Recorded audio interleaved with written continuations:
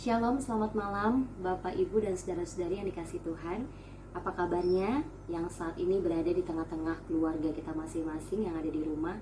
Pada malam hari ini kita bertemu kembali dalam penyampaian firman Tuhan dalam ibadah keluarga Rabu 10 Juni 2020. Bapak, Ibu, dan saudara-saudari dikasihi Tuhan, pembacaan Alkitab kita yang tadi sudah kita baca dari Injil Yohanes pasal 4 ayat 11 sampai 26.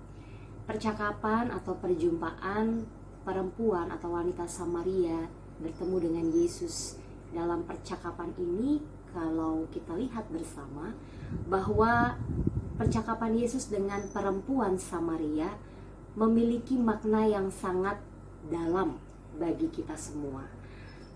Percakapan Yesus dengan perempuan Samaria ini memperlihatkan bagaimana sikap Yesus yang sebetulnya tidak sejalan dengan tradisi-tradisi yang ada pada saat itu. Pertama, tradisi yang tidak sejalan yaitu tradisi orang Yahudi yang menghindar kepada mereka yang berada di tengah-tengah kehidupan orang Samaria, karena orang Yahudi merasa orang Samaria memiliki kehidupan yang sangat rendah dalam religiusitas. Nah, saudara-saudara yang dikasihi Tuhan, dalam perenungan kita pada malam hari ini yang akan kita bahas adalah bagaimana perempuan Samaria merespon apa yang dipercakapkannya kepada Yesus. Di awal percakapan, kelihatannya Yesuslah yang membutuhkan air.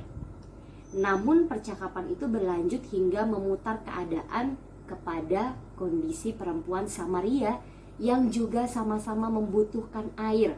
Namun air yang dimaksud di sini adalah air yang dapat memberikan kecukupan bagi tubuh dan dahaga manusia.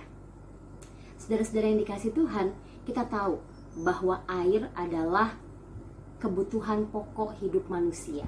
Fungsi air selain untuk kebutuhan sehari-hari, tentu untuk memberikan atau mencukupkan dahaga atau memberikan energi bagi tubuh kita.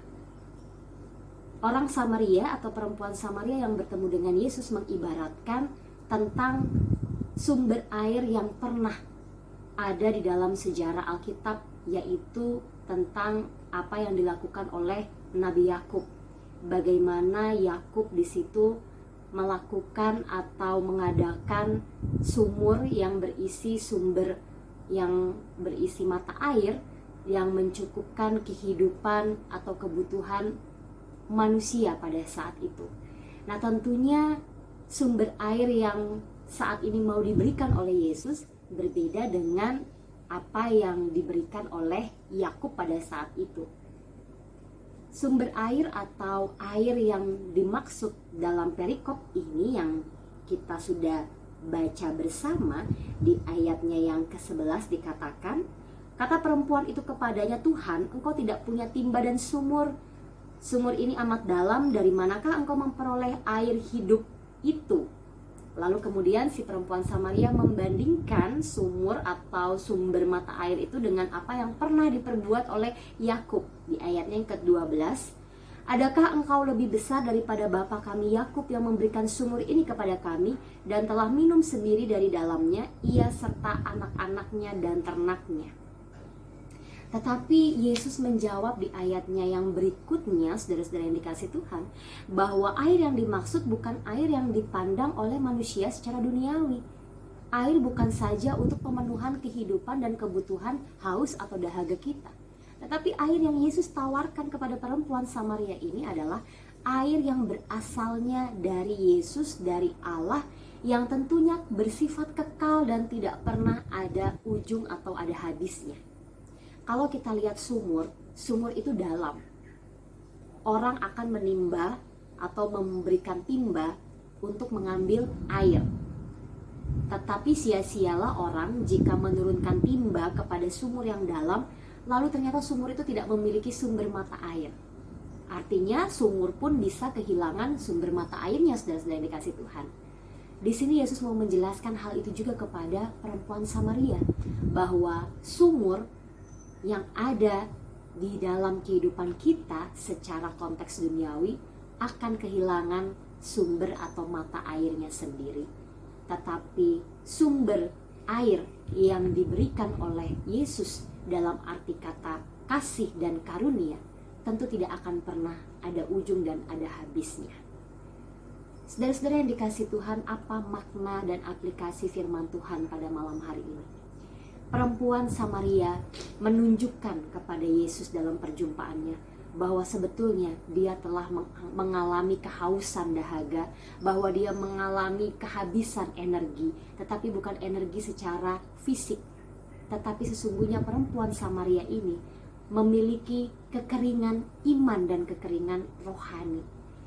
Sehingga Yesus berkata bahwa bukan hanya air yang diberikan oleh sumur Yakub yang bisa memenuhi dahagamu, tetapi air yang juga datangnya daripada kasih karuniaku yang sebetulnya dapat memenuhi kehidupan rohanimu. Aplikasinya bagi kehidupan kita, saudara-saudara yang dikasihi Tuhan. Mungkin saat ini kita sedang mengalami kekeringan. Kita saat ini sedang mengalami kehausan atau minus dahaga yang sangat-sangat cukup parah. Artinya kita saat ini diperhadapkan dengan pergumulan, dengan penderitaan. Kekeringan yang dimaksud adalah bagaimana kita benar-benar kering secara iman dan rohani. Apa yang kita butuhkan? Tentu yang kita butuhkan adalah kehadiran dan kasih karunia Yesus Kristus. Lalu bagaimana kita mencarinya? Kita mencarinya di dalam kebenaran firman dan di dalam doa kita sebagai komunikasi dengan Tuhan. Di dalam kehidupan kita sebagai manusia, ketika kita haus, kita mungkin mudah menemukan sumber air. Kita bisa menemukannya lewat sumur di dekat rumah kita, kita bisa menemukannya lewat sungai yang ada di dekat rumah kita, atau kita bisa membeli air mineral yang tersedia di toko-toko terdekat. Tapi benarkah itu sudah cukup memenuhi kebutuhan dahaga kita? Karena kehidupan manusia bukan hanya dari air secara duniawi, tetapi dari air yang tidak akan pernah berkehabisan, yaitu yang berasal dari Yesus Kristus. Mari kita temukan sungai, mari kita temukan sumur yang tidak pernah kering. Siapakah sumur dan sungai yang tidak pernah ada ujungnya? Yaitu Yesus Kristus.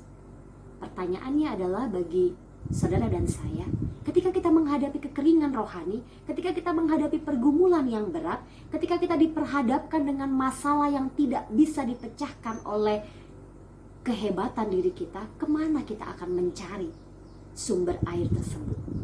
Kalau kita haus, kita bisa minum. Tapi kalau kita kekeringan rohani, kemana kita mau mencari? Mari kita cari Tuhan. Mari kita cari Yesus sebagai jawaban pergumulan. Mari kita cari Yesus sebagai solusi dari masalah kita.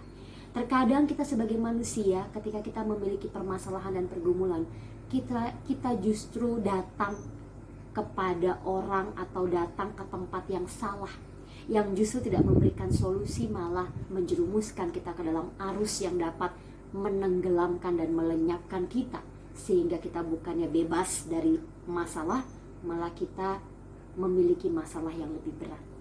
Kadang manusia bukan mengadu kepada Tuhan, bukan datang kepada Yesus, tetapi justru datang kepada orang yang salah, datang kepada orang yang tidak tepat, datang kepada tempat yang tidak tepat, sehingga bukan memenuhi kebutuhan dahaga rohani, tetapi justru malah menjerumuskan kehidupan kita.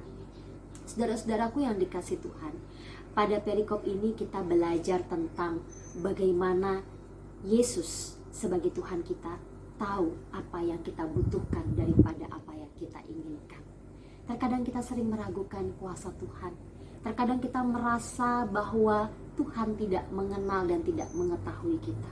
Tapi melalui perjumpaan perempuan Samaria ini kepada Yesus, kita justru tahu bahwa Yesus tahu apa yang kita butuhkan. Yesus dapat memenuhi kekeringan rohani kita. Ayatnya yang ke-25 sampai 26 berkata, jawab perempuan itu kepadanya, aku tahu bahwa Mesias akan datang, yang disebut juga Kristus. Apabila ia datang, ia akan memberitakan segala sesuatu kepada kami. Ayatnya yang ke-26, kata Yesus kepadanya, akulah dia yang sedang berkata-kata dengan engkau. Saudara-saudara yang dikasihi Tuhan, artinya ayat 25 dan ayat 26 ini terkadang kita sebagai orang Kristen, kita tahu di mana Yesus, kita tahu di mana Mesias. Artinya kita tahu di mana letak sumber air rohani atau air hidup itu. Tapi sayangnya kita tidak mau datang dan mencarinya. Saudara dan saya tahu di mana letak sumber air yang kekal. Kita tahu di mana Yesus berada. Tetapi terkadang kita tidak mau mencari dan menemuinya. Mari saatnya kita berjumpa dengan Yesus. Kita cari Yesus, kita cari Tuhan untuk memenuhi kekeringan rohani kita. Melalui perjumpaan wanita Samaria dengan Yesus, sudahkah kita berjumpa juga dengan Yesus? Berjumpa di dalam pekerjaan kita, berjumpa di dalam keluarga kita, berjumpa di dalam aktivitas kita, dan berjumpa di tengah-tengah pelayanan dan persekutuan kita. Kiranya dengan firman Tuhan pada malam hari ini memberikan kita kekuatan, memberikan kita semangat paling tidak untuk bertahan dalam kekeringan rohani, bahwa tidak ada alasan untuk tidak memenuhi kekeringan rohani, sebab Yesus adalah sumber air hidup yang kekal, yang tidak perlu dicari atau sulit dicari, sebab Dia selalu ada di dalam hati kita. Tuhan Yesus memberkati kita. Amin.